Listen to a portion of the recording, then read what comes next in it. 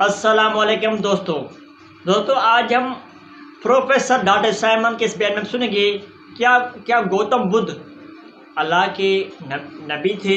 Us point of view سے سنتے ہیں ڈاکٹر سائمن کے اس بیان میں کہ کیا گوتم بدھ پروفیٹ تھے، نبی تھے، یہ سچ ہے یا جھوٹ ہے۔ زیادہ ہم جانتے ہیں اس بہترین بیان میں۔ فلسفہ، اس کے فلسفے کا مین تھیم یہ ہے سروم دکھم، all is pain, all is suffering۔ اور اس نے جو بھی اپنی محنت کی یہ تو اللہ ہی بہتر جانتا ہے کہ اسے بعد میں ملا کیا اور کیا نہیں ملا۔ ایک بات آپ سے عرض کر دوں، گوتم بدھ کے بارے میں ایک بہت جید عالم میرے نزدیک بر صغیر پاک و ہند کے علماء میں جو اس صدی کے علماء ہیں ان میں ان کا بہت اونچا مقام ہے، مولانا مناظر احسن گیلانی رحمۃ اللہ علیہ۔ گیلان قصبہ ہے ایک بہار کا، وہاں کے رہنے والے تھے، ان کی زندگی زیادہ گزری حیدرآباد دکن میں، عثمانیہ یونیورسٹی میں استاد رہے۔ انہوں نے گوتم بدھ کے بارے میں یہ لکھا ہے کہ میرا یہ گمان ہے کہ وہ بھی اللہ کے نبی تھے، اور اس کی دلیل دی ہے۔ قرآن مجید میں ایک رسول کا ذکر آتا ہے ذوالکفل، اور یہ ذوالکفل وہ ہے جس کے بارے میں ہمیں کچھ پتہ نہیں۔ قرآن مجید میں بھی ایک جگہ ذکر آیا ہے۔ نمبر دو یہ کہ کسی حدیث میں اس کی کوئی ہمیں وضاحت نہیں ملتی، نہ حضور سے پوچھا گیا نہ حضور نے اس کی وضاحت فرمائی۔ اب یہ ذوالکفل ہے کون؟ تورات میں جو نبیوں کے نام آتے ہیں ان میں سے کسی نبی کا نام ذوالکفل کے آس پاس نہیں بنتا کہ یہ سمجھا جائے کہ یہ اس نام کی بگڑی ہوئی یا بدلی ہوئی شکل بن گئی ہے۔ تو انہوں نے جو کہا ہے وہ بات وزنی معلوم ہوتی ہے اس اعتبار سے کہ کپل وستو، کپل پے جو ہے وہ عربی میں ہے نہیں، وہ فے بنتی ہے۔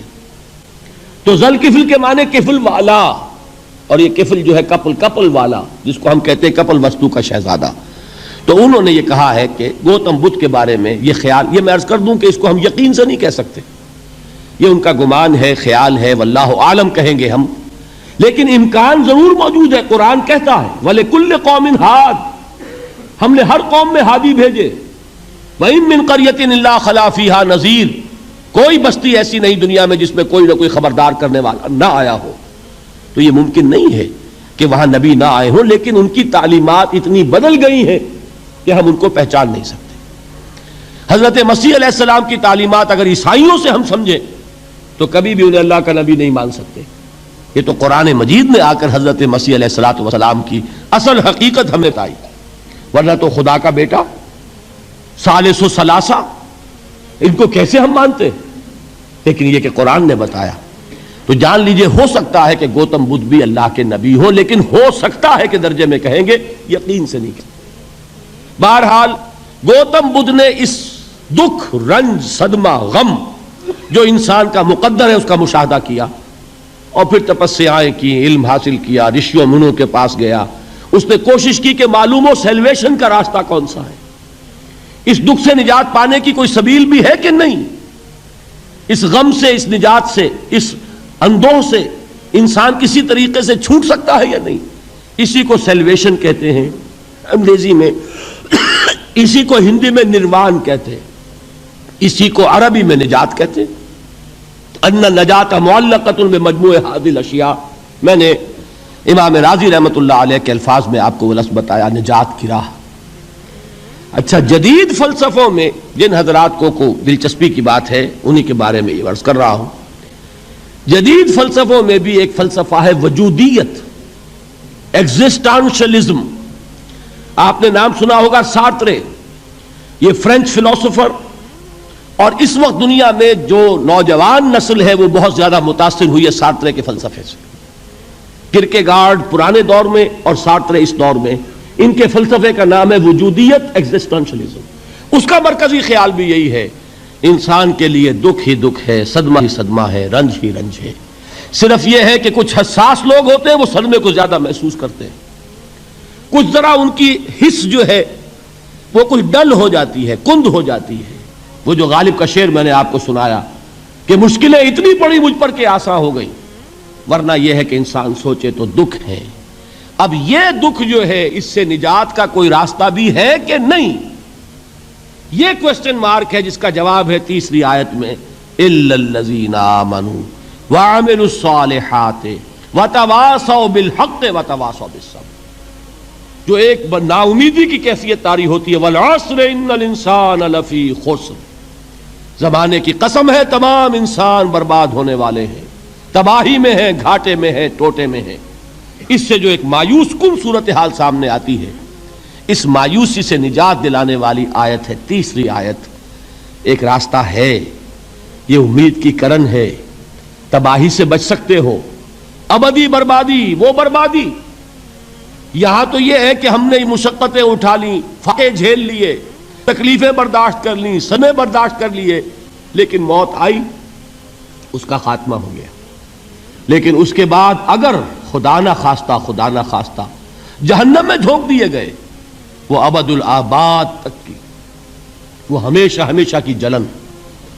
قرآن کہتا ہے کہ اگر ایک کھال جل جائے گی، جھلس جائے گی، اللہ اور کھال دے دے گا. دیکھیے یہ بھی جدید دور میں آپ کو معلوم ہوگا، بورس بکائی نے جو کتاب لکھی ہے، دی فرینچ سرجن، اس نے ثابت کیا ہے کہ قرآن مجید نے جتنے نیچرل فینومینا کا حوالہ دیا ہے وہ بالکل سائنس کے مطابق ہے. آج ہمیں یہ معلوم ہے کہ حس جو ہے وہ صرف کھال میں ہوتی ہے، کھال حساس ہوتی ہے، کھال اتر جائے نیچے جو ہے گوشت جلے گا، آپ کو تکلیف نہیں ہوگی. معلوم قرآن نے کہا ہے کہ جب کھالیں ان کی جھلس جائیں گی، ہم نئی کھال دے دیں گے تاکہ وہ سوزش جو ہے، وہ جلن کا احساس برقرار رہے، وہ ختم ہونے نہ پائے. حالانکہ اس کی ضرورت نہیں ہے. اگر اندر کا گوشت بھی حس والا ہوتا تو پھر کھال دوبارہ عطا کرنے کی ضرورت نہیں ہے.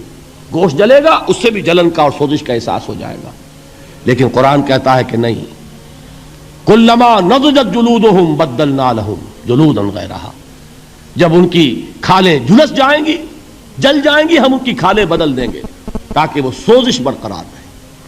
ثم لا يموت فیہا ولا یحیا، پھر نہ وہ اس میں جی سکے گا نہ مر سکے گا، نہ زندوں میں ہوگا نہ مردوں میں ہوگا.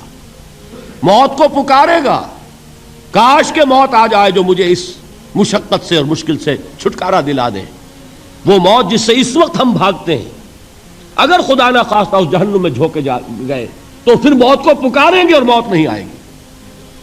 اس عذاب سے، اس ابدی ناکامی سے، اس خسران سے، اس ابدی ہلاکت سے بچنے کا کوئی راستہ ہے؟ وہ جو میدان حشر میں پکاریں گے لوگ، این المفر، کوئی جائے فرار ہے، کوئی جائے پناہ ہے؟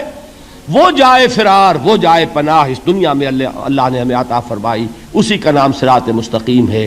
الا الذین آمنوا وعملوا الصالحات وتواصوا بالحق وتواصوا بالصبر. ایک راستہ ہے، اس کے یہ چار نشان ہائے راہ ہے، سنگ ہائے میل ہے. پہلا ایمان، دوسرا عمل صالح، تیسرا تواصی بالحق، چوتھا تواصی بالصبر. اس صراط مستقیم پر بچو گے، نروان حاصل ہو جائے گا، نجات حاصل ہو جائے گی، کامیابی سے ہمکنار ہو جاؤ گے، اس ابدی خسران سے نجات پا جاؤ گے.